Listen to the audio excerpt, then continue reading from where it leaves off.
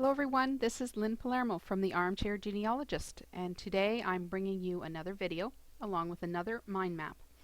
If you recall, in our last video we talked about structuring our blog to book. We discussed how we're going to set up our blog so it'll be able to turn it into a family history book. But today I want to outline our family history story, and we're going to do that by creating a family history story map. So let's start our presentation.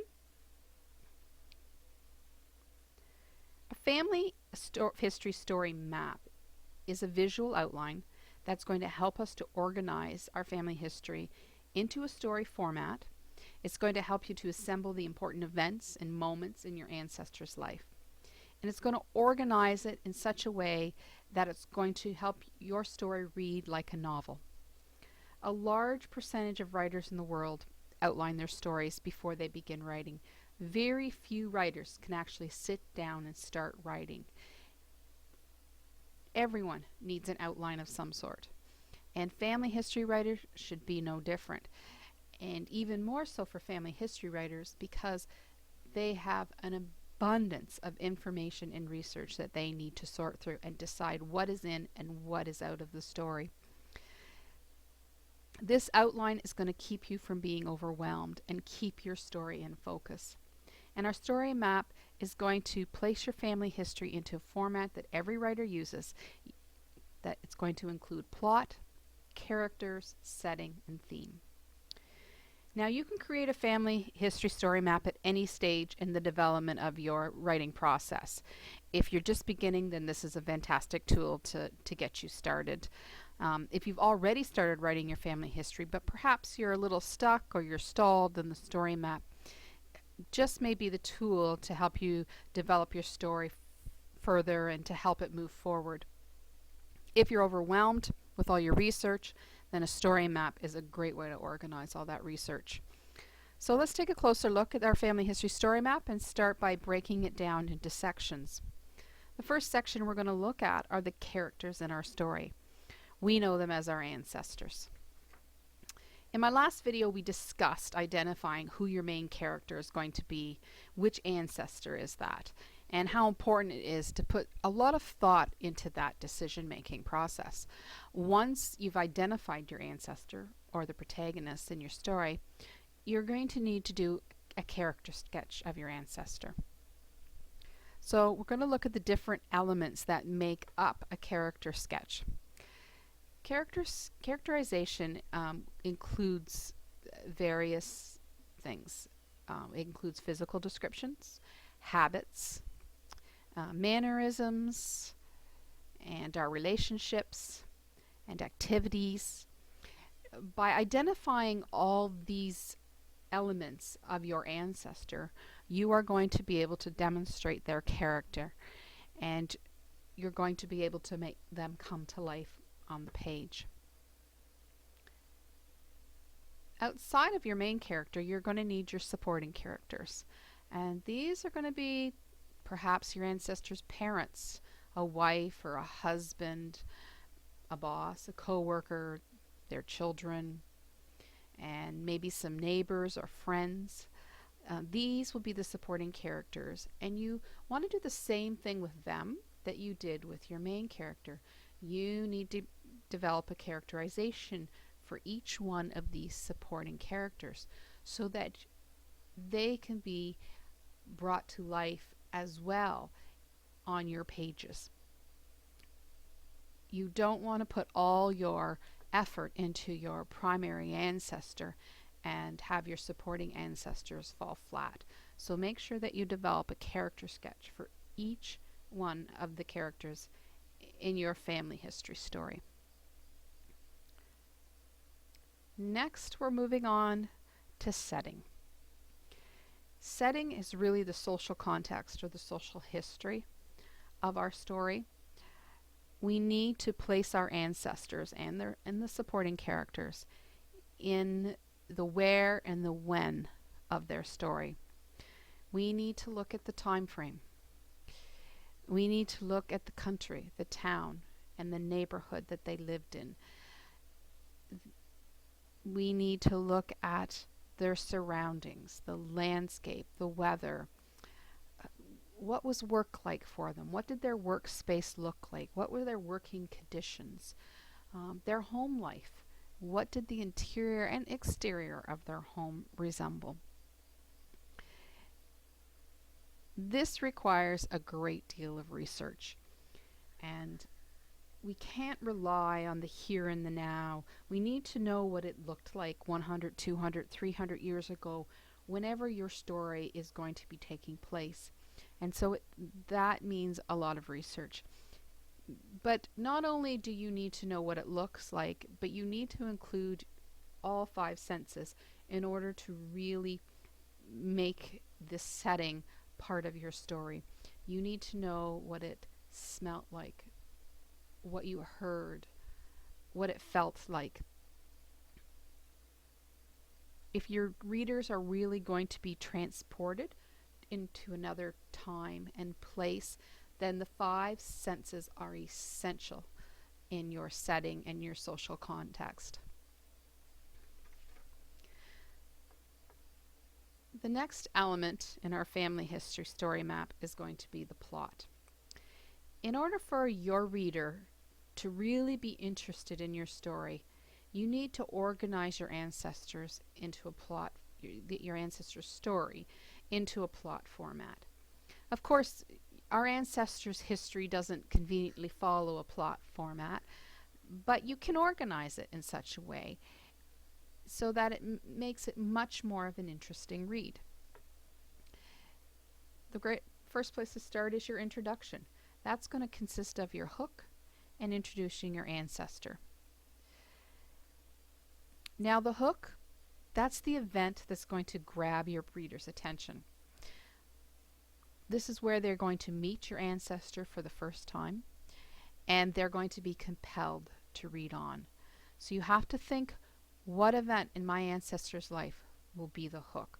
What will grab my reader and say, I need to read the rest of this story?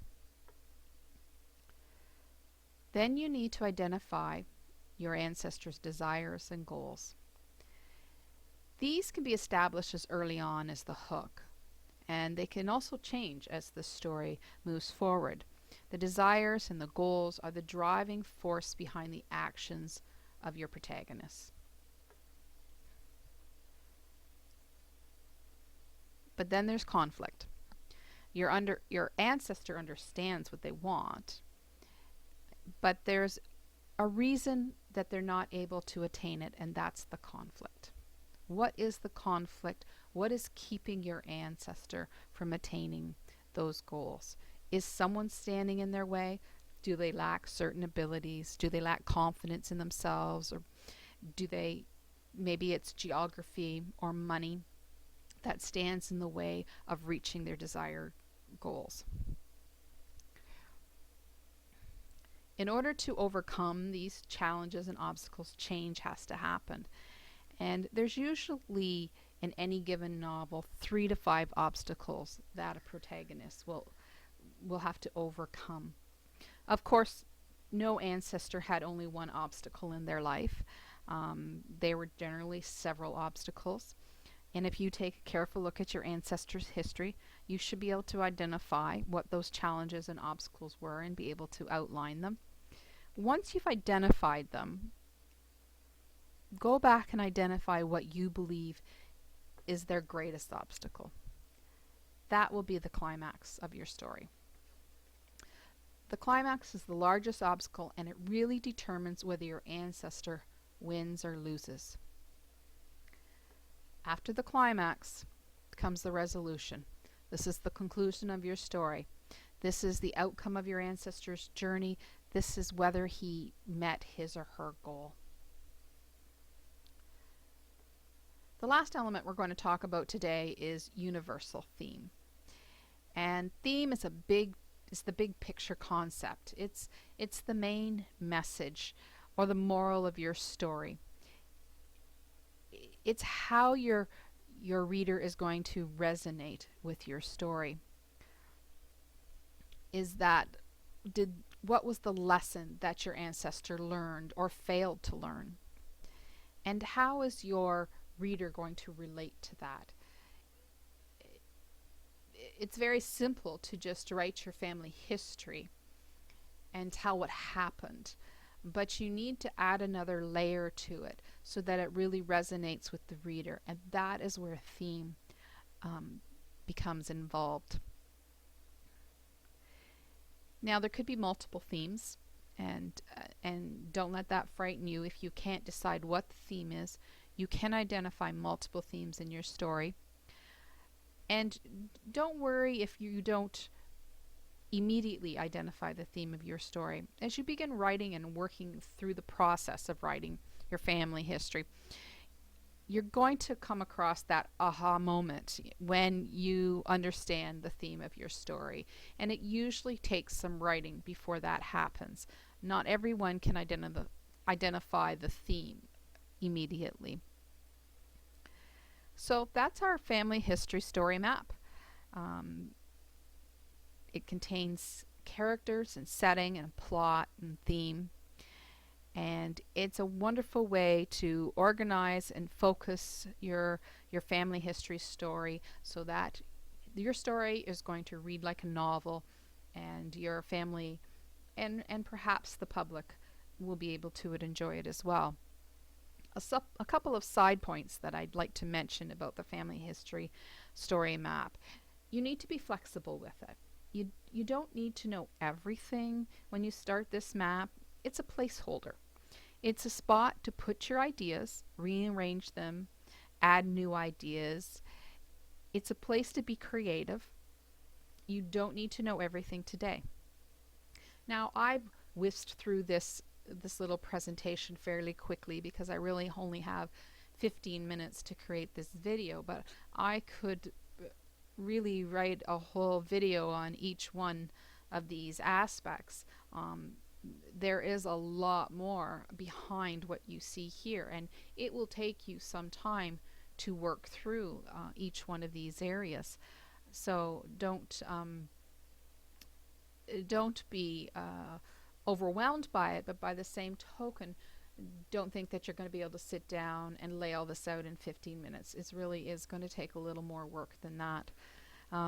But do begin. Put what you know in here and start getting it organized so that you can begin the creative process of thinking how you want your family history story to look. Write what you know about, put it where it belongs, and then you can change it as the story becomes more focused and you have a clearer understanding of where you want your story to go. The story map that I did today is I did with iMindMap 6. It's Ultimate Program, and you can order it through my blog. I do receive a small commission if you use my link, and I would appreciate if you did that. Of course, you don't have to use iMindMap 6 to write your family history story map. You can use Post-it notes, you can use a notebook, you can use a whiteboard, whatever floats your boat. But the story map is a fantastic visual tool that you can have hanging in your office, that you can adapt and change at a moment's notice.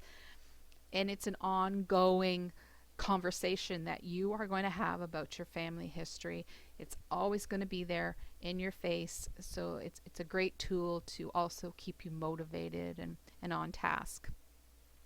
I also have what's called Mind Map Freedom on my iPhone, and that's wonderful because if I do get a creative thought through the day with regards to my family history story or any other project that I'm working on that I've created a mind map for, then I can quickly go onto my iPhone and add that to my mind map so I don't forget about it.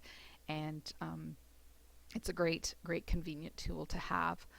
So thank you for listening in on this video today. I hope this helps you to get your family history story organized, and I look forward to sharing future posts in the Blog to Book project.